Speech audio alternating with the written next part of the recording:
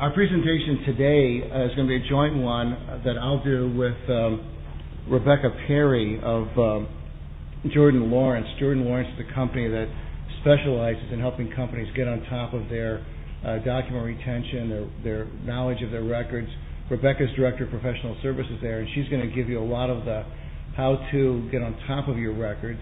And I'm going to talk about the electronic discovery part of it, which obviously will be facilitated if you have someone like Rebecca helping you in the first place. And so what we're going to do is, in my part of the presentation, I'm going to give you a scenario with some videos, really two different scenarios of how electronic discovery goes. But to begin with, we're going to actually start this presentation now with that little hypothetical story that my presentation will end with. My hypothetical involves a company with a corporate IT manager, Mr. Data, who is charged with handling electronic discovery. As you'll see later, his company gets into litigation and has some problems with electronic discovery. And throughout my presentation, at the end, I'm going to give you two examples of less than optimum and better ways to handle electronic discovery. But we'd like to begin at the beginning, even before litigation, and talk about how Mr. Data could do things at the outset, preparing for litigation, preparing to put his company in the best position at the outset. So we're going to begin now with what we consider to be less than optimum corporate planning for document retention and document control. And here's an example of Mr. Data and an encounter he has with his company lawyer. Hey, Mr. Data.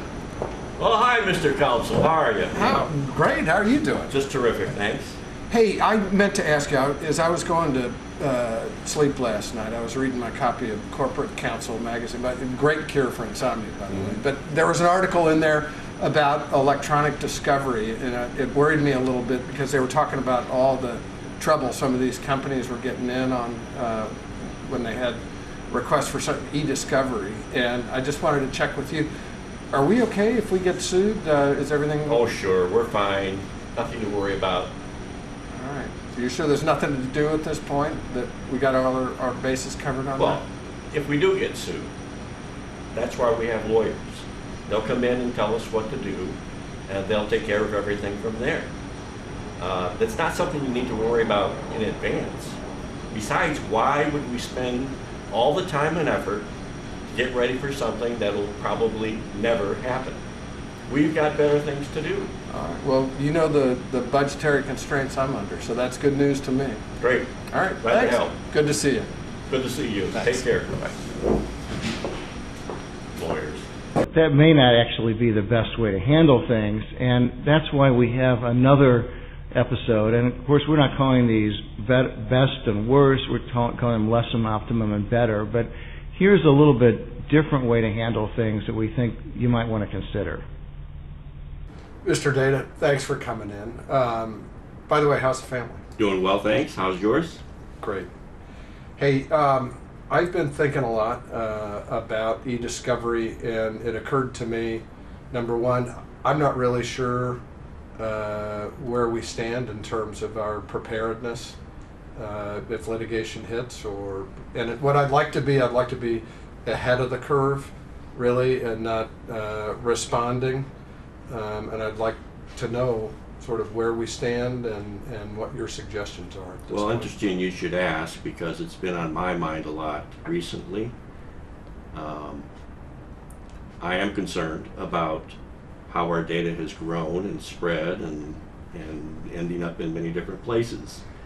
I'm sure we have a lot of data that is not needed anymore. Either it's duplicative or it's past its retention policy cycle, and we have not paid attention to it. So I agree that's something that we should be concerned about. Is that meaningful in terms of being ahead of the curve litigation-wise?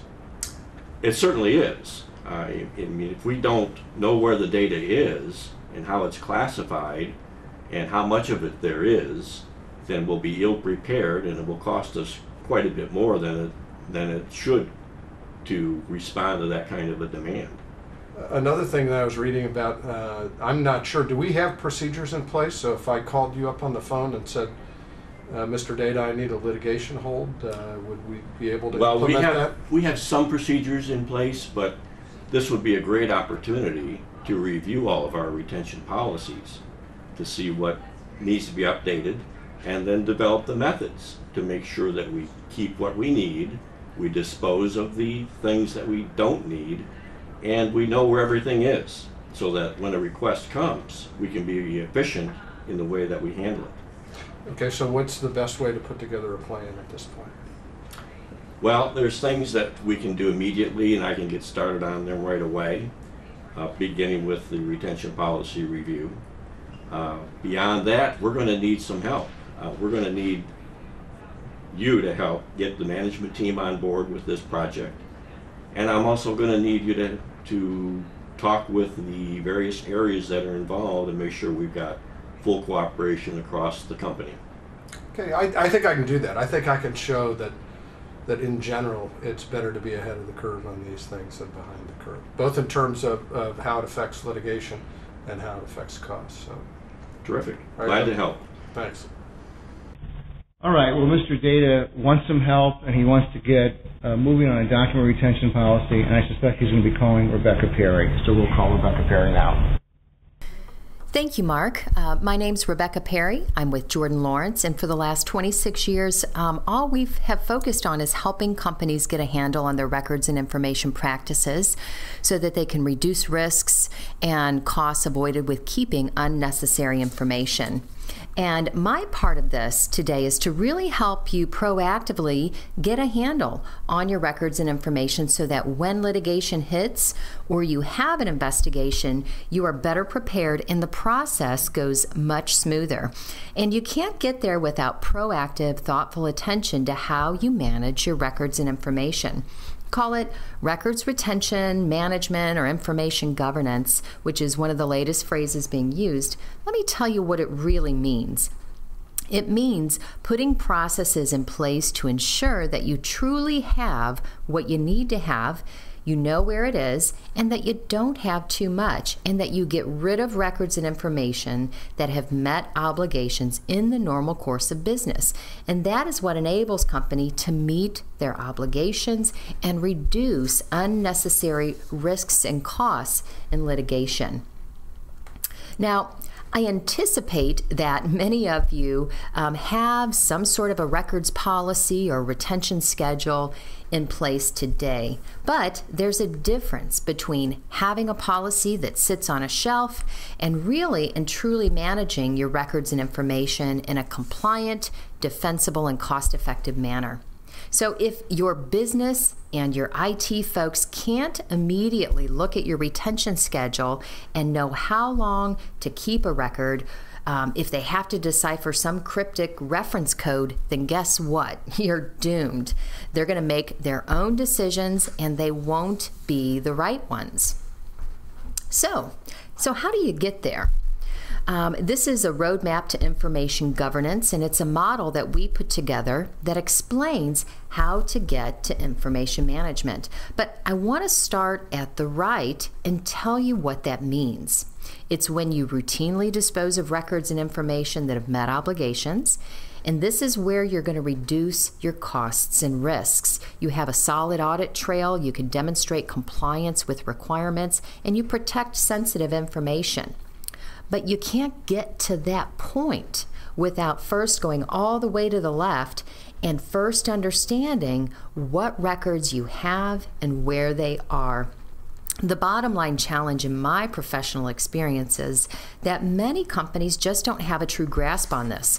And what supports my beliefs are the incredible costs associated with discovery that Mark talked about and the challenges that companies have when they respond to an investigation or litigation. And there's just overwhelming evidence supporting this. So the cornerstone of getting a handle on your records and information and meeting your obligation in a cost-effective manner begins with first knowing your information and developing what we call a records inventory. And the records inventory tells you what records your company has, where they're being maintained, what your business people call them, where they exist throughout the company, and this includes different businesses, different regions, functions, departments, even the different media types and applications that support those records. You need to understand the processes in which records and information are produced and stored. And certainly we need to know how long to keep records, and sometimes understanding the legal requirements can be much easier actually than understanding the real business reference value of information. And finally, you have to understand the special characteristics of your records, what makes them special so that you can manage them and protect them, especially with the new and continuously emerging privacy laws. You have to understand the sensitive information that your records contain in order to comply with these laws. So this collection of information is called a records inventory, and it's what's going to enable you to respond confidently when you have a litigation or an investigation. And it's what's going to enable a company to develop a records program that's going to meet the needs of legal. You can bring the business people along, and IT can support it. So let me walk you through this process of creating a records inventory. And to really do that, a company has to take a look inside the business practices and talk to employees. At the end of the day, they're the ones that work with records and information. They know what they call them. But you don't have to talk to everyone. 1 to 2 business people within a department or function should be able to give you the information that you need. Identify the records that they have, give you good descriptions, and then go from there. So for each record that a business person identifies, we can then map the where based on their department. So we start with a good foundation of what are the records, where do they exist, and then we look at, where do they exist across the different media types.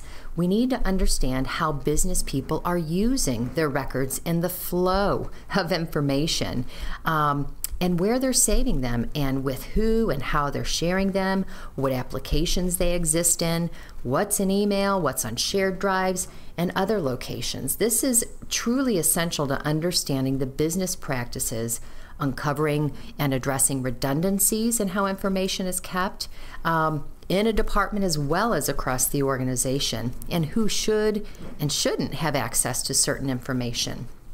Now, in addition to talking to the business folks, it's also important to talk to IT and understand your infrastructure, how your email systems work, how backup practices are completed, applications that are being used, third-party applications, file server administration. All of those are important to understand as well.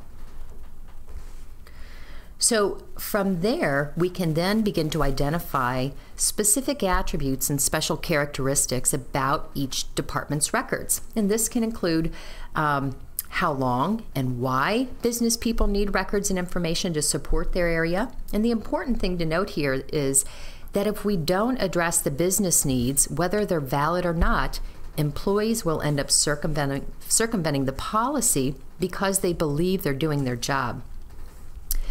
Then the business people can identify the sensitive nature of their records that they work with. And this is critical to addressing underlying vulnerabilities to corporate proprietary information, customer information, and employee data. And it will definitely impact where it should ultimately be stored and how it should be protected.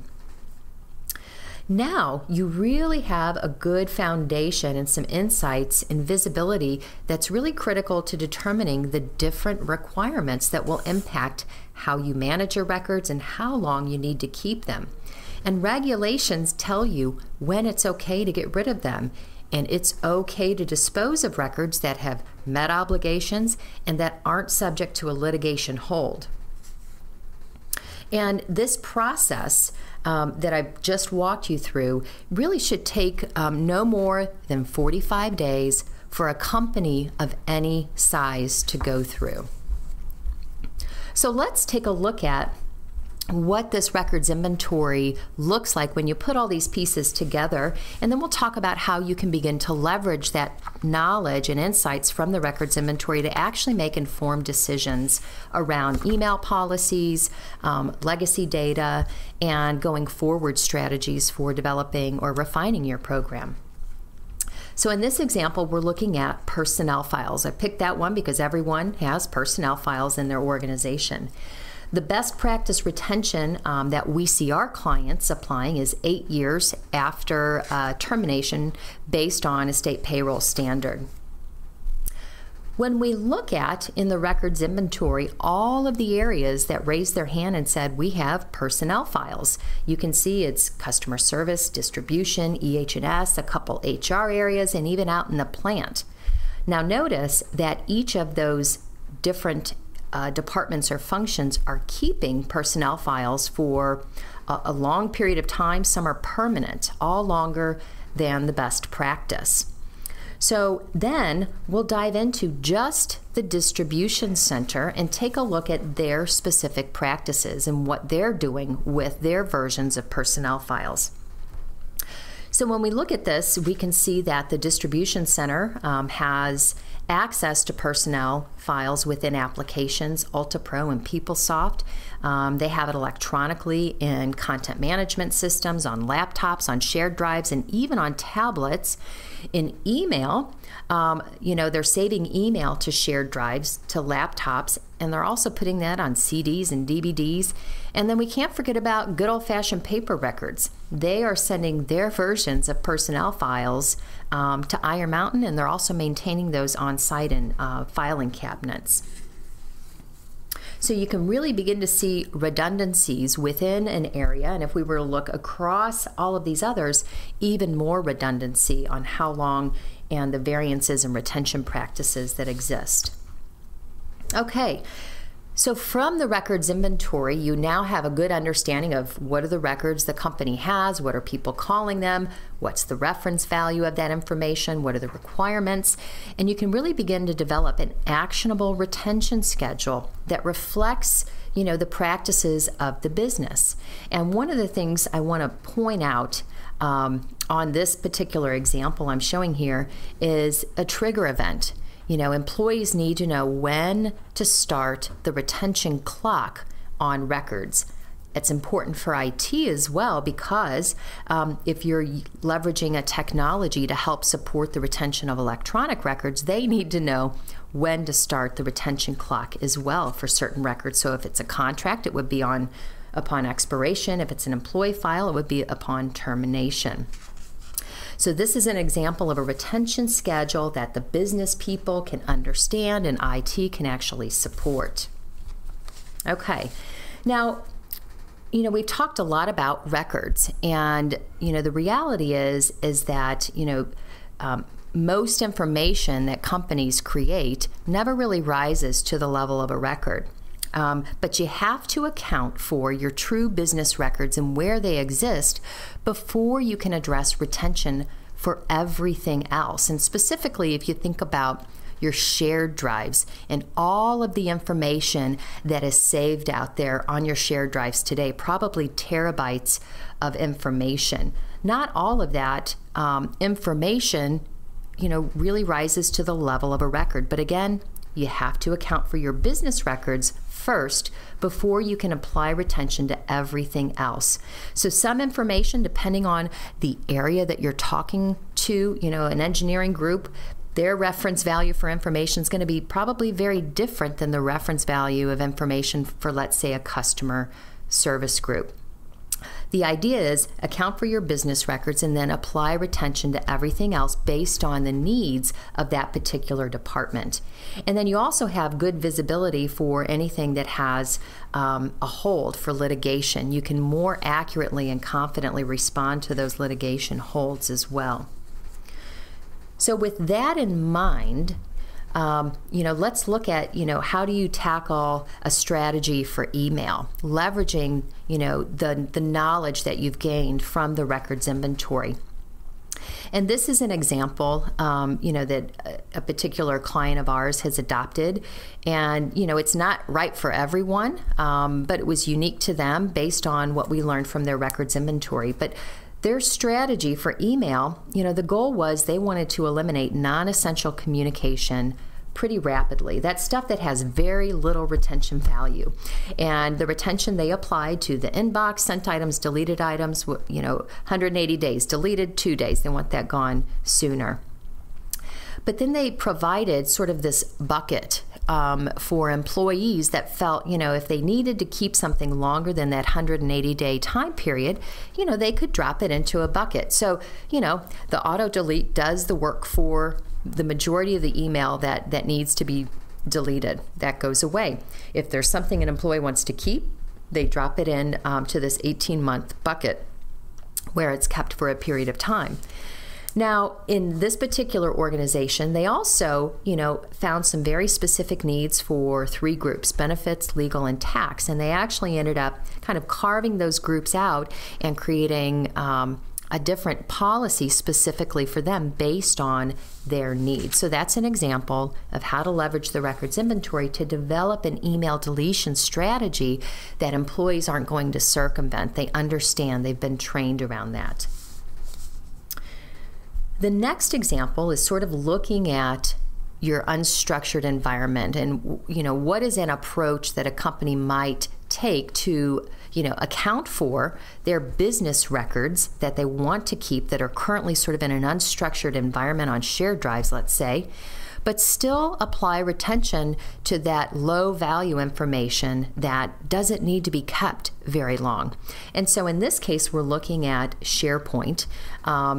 And, a lot of companies have this technology, but this sort of an approach can work regardless of the technology that the company's looking at. The idea is that you provide buckets for your employees, in this case in HR, to actually put the records that they need to keep for long-term retention. In this case, benefit folders, drug screening records are a couple examples here. But then you have sort of these non-records, low-value information that is only useful for a short period of time. And it's sort of the same concept as email. It has an auto-deletion. If you don't end up filing it into one of these record buckets, it's going to get deleted after a period of time. So that's just an example of how to develop a go-forward strategy for unstructured data.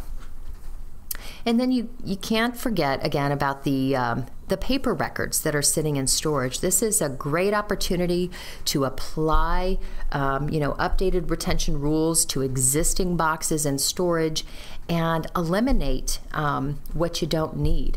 And many of the clients that we work with are able to destroy about 40 to 60%, somewhere, some even upwards of 70% of their boxes are eligible for immediate destruction barring any litigation holds. But again, those are real savings, ROI, that you can tie to this sort of an initiative. And then you can't forget about the human factor here. At the end of the day, as much as we want to, leverage technology, employees are a big part of the process, and you have to ensure that employees understand the policies, understand the retention schedules, and they have the training that they need to ensure that they are complying with the program.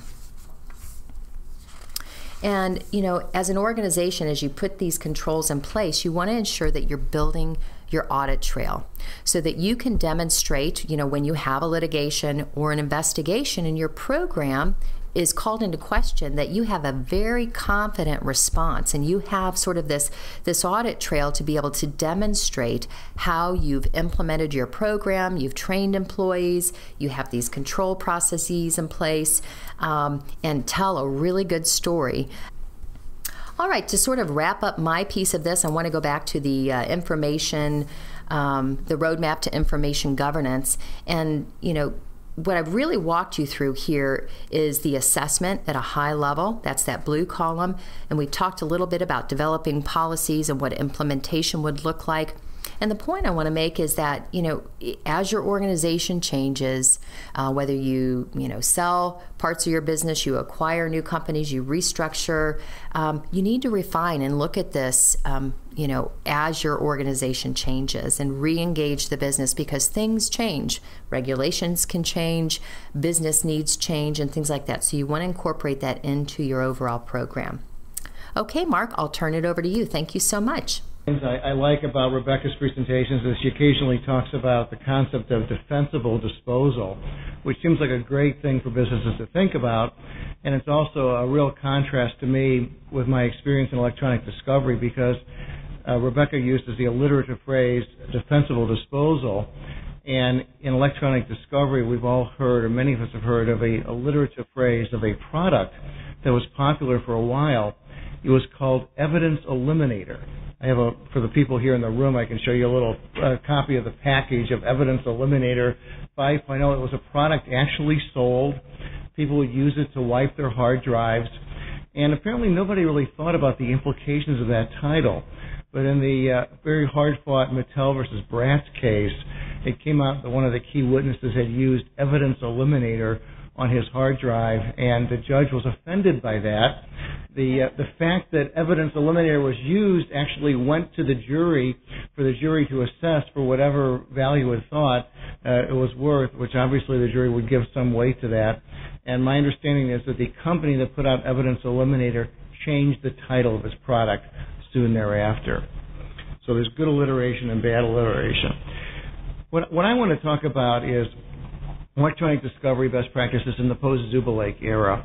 Most everyone is familiar with the Zubilake decisions. It was a series of 5 different decisions that came down in 2003 and 2004 by Judge Scheinlin in the Southern District of New York, and has kind of been a landmark, a reference point for electronic discovery duties. Judge Scheinlin really focused on the need to be proactive in putting a litigation hold and making sure you've got all the right things preserved. And some of her concepts later were worked into the Federal Rules of Civil Procedure amendments a few years later. So we're all familiar with the Zubilake case.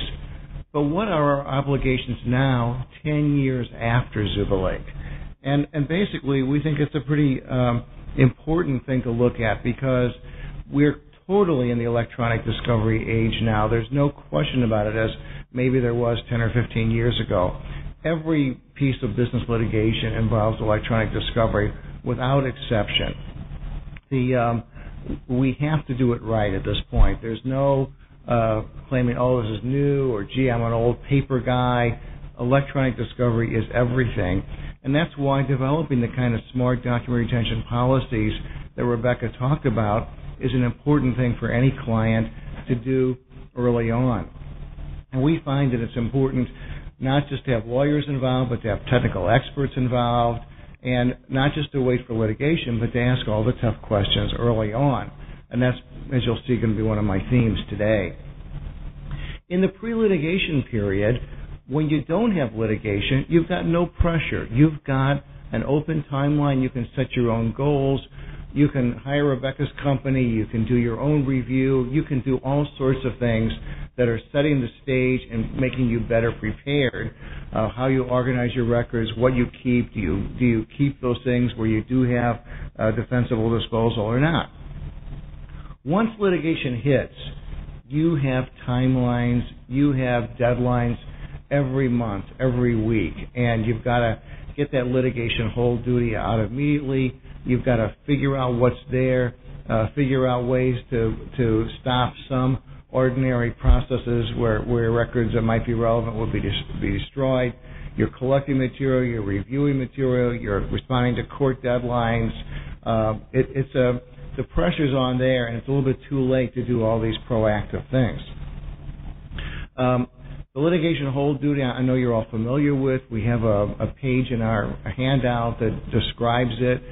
We think, though, it's even more important now than in the past because of the extent of information, the sophistication of the parties, all the different ways when you hear about with data loss and data breach, documents can be lost those ways. They can be lost in internal processes. So we have to really pay a lot of attention to our litigation hold duty. And as a matter of fact, in recent cases, the litigation hold duty has become what you actually do in complying has become more open to scrutiny by your adversary. It's a part of discovery, and it's not necessarily privileged. You have to actually share your search protocols with adversaries under some rulings. So it's a wide open thing.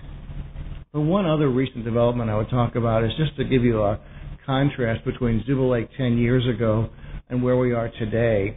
A few months ago, Judge Scheinland came out with a new decision in the Seiki Sui case. I think it was November of 2013, maybe 6 months ago. And this was a case where the magistrate looked at an electronic discovery dispute and said, well, not everything was done right. They were a little slow in doing the litigation hold, but I don't see any bad faith here. I'm going to let them off. Judge Scheinland looked at it and basically said, no, it's too late. You have to get a litigation hold out and out effectively soon after you hear the claim. Not when the case is actually filed, but when you get the complaint letter and you see there will be a claim filed. And so ultimately the parties in that case got monetary sanctions issued against them and an adverse inference instruction, which of course is the thing that you hate most of all, because then the jury is told this party did not produce these records. You must assume that the records that were not produced would be damning, would be hurtful to the party that didn't produce them. A terrible thing. One of the worst things that can happen to you in litigation. And so those kind of orders are being entered now. We're way past Sableman.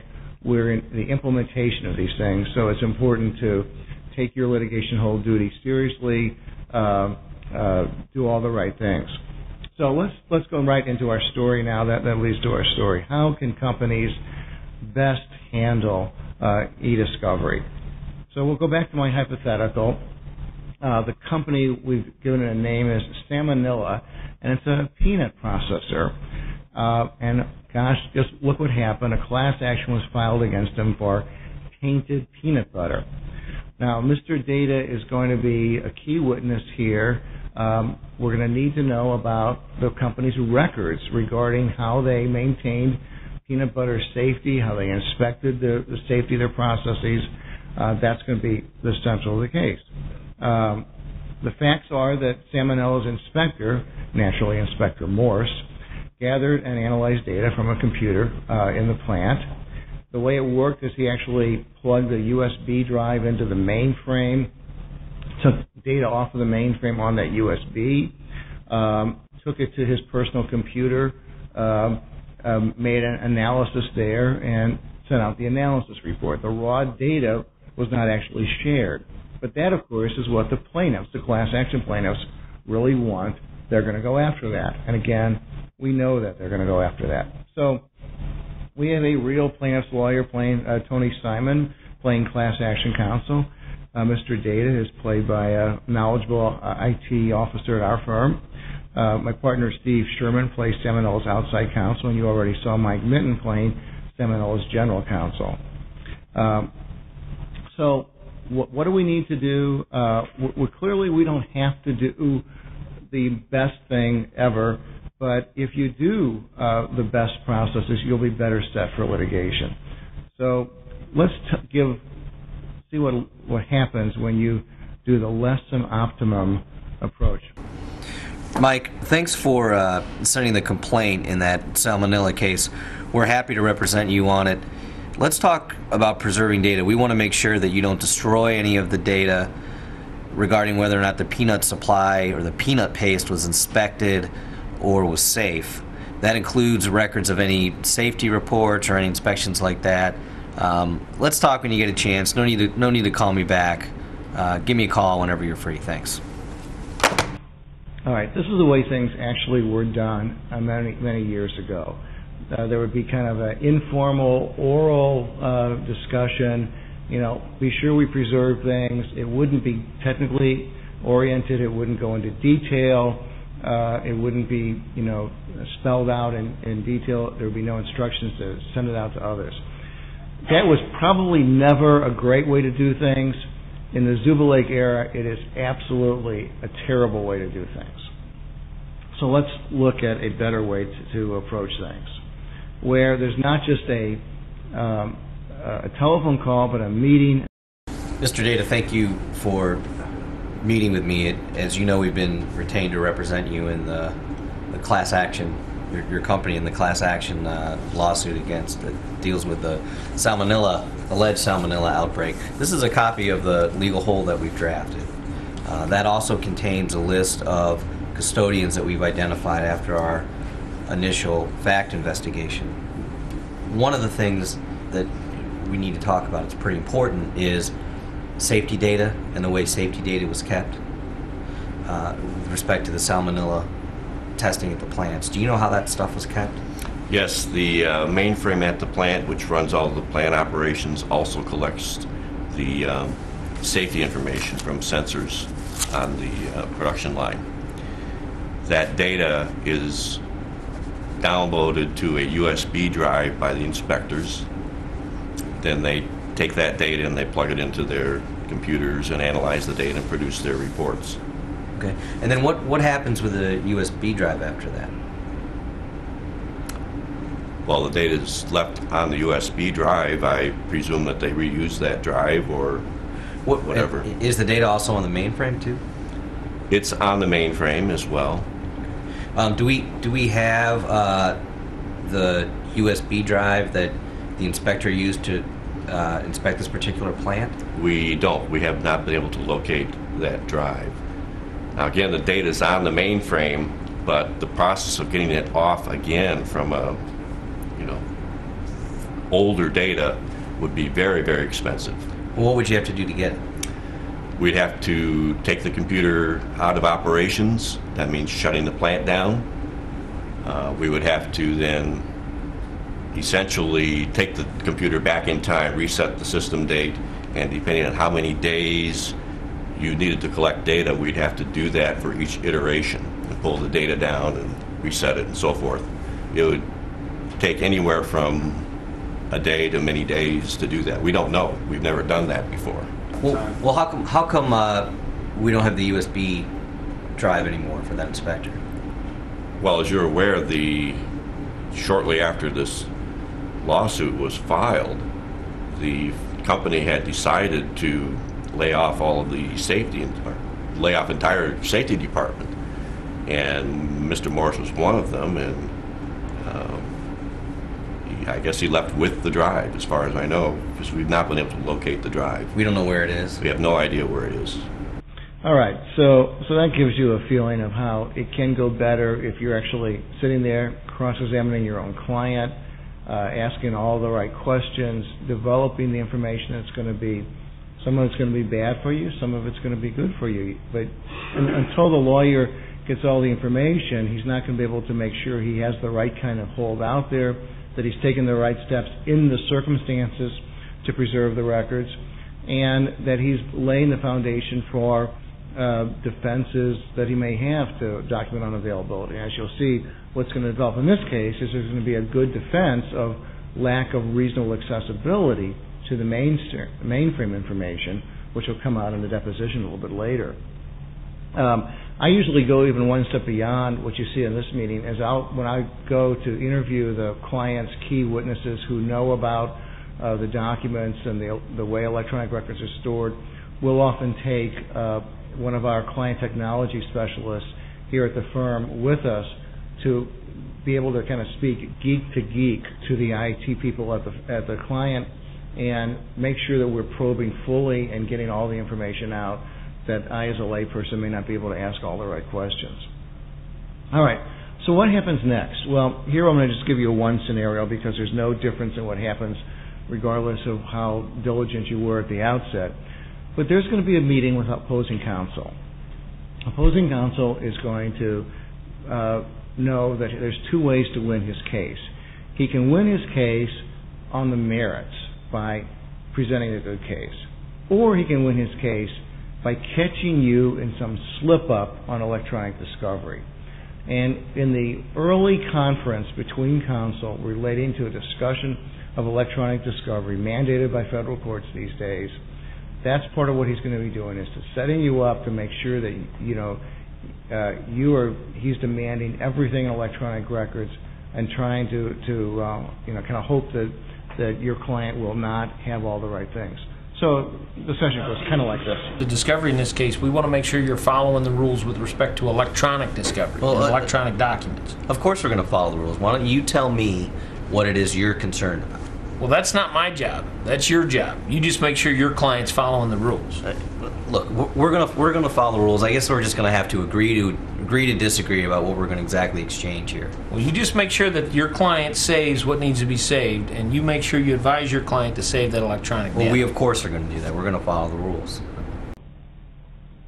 All right, so that's kind of a silly routine in a way, but it's something that's part of the record and part of the case, and you have to be able to really know that you are doing all the right things so your defense is justifiable.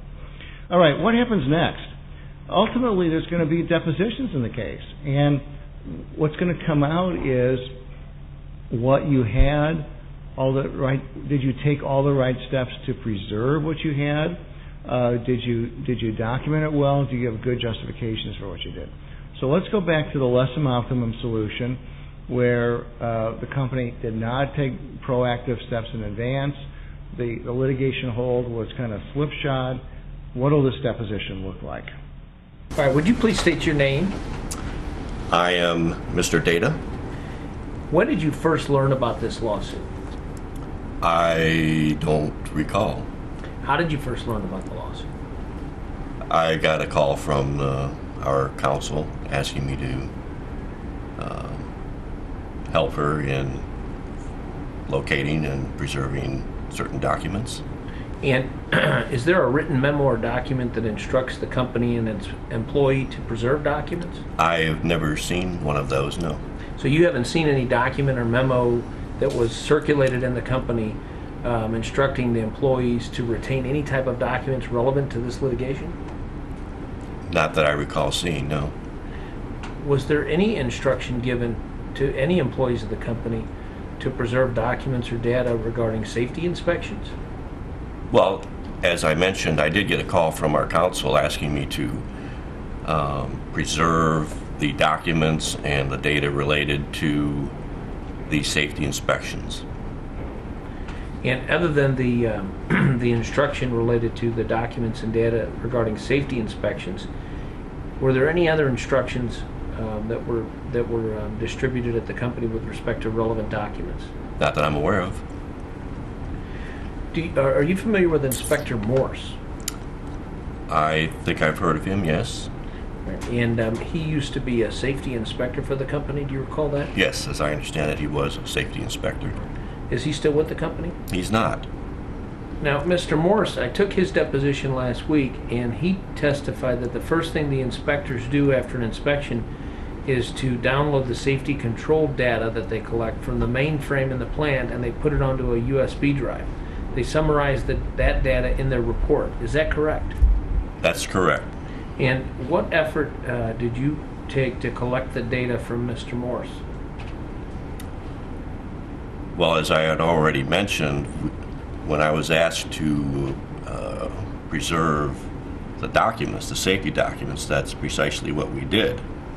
We went to the safety inspectors, the managers of those inspectors, and we made sure that they retained all of the safety reports.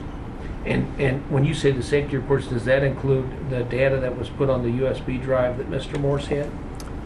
No, that's never been part of our safety reports, just the hard copies of what the inspectors analyzed off of that data was provided, and that's all that we retained. So let me make sure I understand. When you were instructed to collect the documents relevant to this litigation, the only documents that were preserved were the hard copies of the safety reports. Well, that is what a document is, isn't it? All right, I just want to make sure I'm correct. So the answer to my question is yes. Yes, that's correct. And there was no effort undertaken whatsoever to try and gather any electronic data with respect to the data that was collected by the inspectors that went into generate those reports. That's correct. We had no reason at that time to think that there was any purpose for saving the data. It did not occur to me and to no one else. With respect to the data that was collected by the inspectors on these USB drives, where's that data today? I couldn't tell you. All right, well, we've obviously hyped this up a little bit. We've shown somebody who is clearly ill-prepared and hasn't done a good job of justifying what was done. But really, when you look at it, although obviously it's a play hypothetical, so it's not 100% perfect, the facts here are essentially what happened, but the way they were presented looks terrible, and the lack of preparation led to the lack of preparation in eDiscovery led to the lack of preparation in the deposition. So what I want to show you now is scenario 2, and think about it. It's really not going to be any different facts, more or less, aside from a little bit more preparation at the outset. And yet these same facts are going to be portrayed in a way that's much more understandable and clear and justifiable because of the preparation that was done in the case. Mr. Data, was a litigation hold issued in this case? Yes, there was a litigation hold. And tell me what that litigation hold consisted of. We placed a hold on all documents related to peanut safety. And did that include safety inspections? That was the inspections that are created by our plant inspectors, yes. And when was the hold issued? The old hold was issued about a week after we got notice of the lawsuit. So are you testifying that everything related to safety inspections for Salmonella at Salmonella Inc. has been preserved? Well, there are a few cracks in the system. No system absolutely perfect. But in this case, the data is collected from the mainframe by the inspectors, and they use that to analyze the data and then to produce their inspection reports. Well, how does the inspector retrieve that information? The inspector has a USB drive, and we have a device there that allows the mainframe to download that information onto the USB drive. And then he can take that and plug it into his other computer and look at the data and create his report. And did the litigation hold include retrieving those USB drives from the inspectors? Well, it does include that. In this particular case, though, the employee left the firm and we can't locate his drive. So the data's gone? That data on the USB drive is gone. We can't locate the USB drive. Well, is there a backup of his USB drive somewhere, of the data that's on? No, there's no backup. The mainframe computer itself, the source of the data, still has the data there in the system. However, the process of retrieving old data like that is quite difficult, and it would be very expensive to try to recreate that data. And can you tell me let's assume that you wanted to retrieve that data, what would the process be that you would use? My impression is that we would have to shut down the computer, which means taking down all of the plant operations for an unknown amount of time, probably at least a day. We'd have to then reset the computer back to its state as of the day or days that you want to collect the information, and day by day go through and retrieve that information. It could take a day, it could take much longer. Again, we've not done this, but the process is quite complicated, and during that time our entire plant would be shut down, the people would be standing around not doing anything, and we would lose hundreds of thousands of dollars in revenue from the loss of operations. All right, so look at those two scenarios. The facts were essentially the same, but in one case the witness was well prepared, had a really good story to tell on litigation hold. There had been a written hold. It was circulated throughout the company on a timely basis. And then because counsel had fully debriefed him and essentially cross-examined him, they knew the whole story, and the unavailability of the USB drive was presented, acknowledged at the outset, but it was clear that there was no deliberate destruction of the data. The data still existed, and yet the way the story was told in this case made it very clear that data was not reasonably accessible. That's the key test under the Federal Rules of Civil Procedure, and if that data were to be accessed, most likely there would be cost shifting, and the cost of accessing the data, the extraordinary cost in this case, would be shifted to the requesting party. So it's simply a matter of how this was done, and it was done in a much better way in this case because of the preparation. So just one kind of final summing up slide from my part. Clearly, I fully support the sort of things Rebecca talked about, the things suggested by our opening scenario, that it's really important for companies to think ahead, be proactive, get on top of their documents in advance. That will make the whole electronic litigation process go better in many ways. But once you get into litigation, there are a number of steps you need to take. One is to be really, really specific with litigation holds. The we trust you era, the non-written era is over. Secondly, counsel and the client have to work together in fully understanding how the company's electronic records are made and kept and how they can be best retrieved. And it's a cooperative process. It's a process that sometimes clients balk at. Why are you cross-examining me? You're our lawyer. But it's important to do that cross-examination and full review so that you're fully prepared. And as I say, we often think it's best to bring in technical people from the outset so we can better understand things.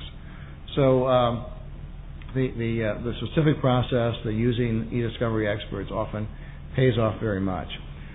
And that's our presentation. I think we're at our time limit, and at this point we'll close it at this point.